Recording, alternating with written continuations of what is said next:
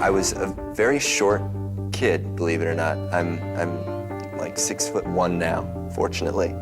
But that all happened when I was like 16. Before that, I was very tiny and was definitely like couldn't physically excel as much in sports as taller, bigger kids.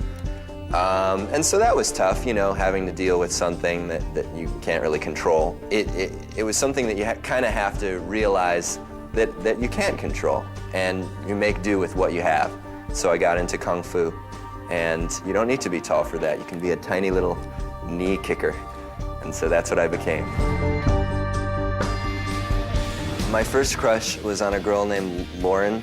I'll leave her last name out for her sake. But she was definitely someone that I had been pining for a long time. I think most of middle school. And she didn't really want to have anything to do with me.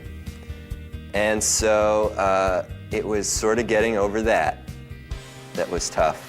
And it's kind of hard to get over it when you're a kid. Because she was just so great, you know? So great. And apparently, I wasn't good enough.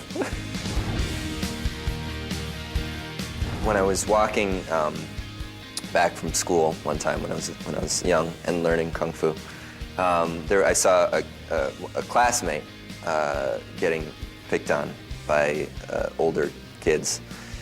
And none of my friends really wanted to deal with it because they didn't want to get their butts kicked, understandably.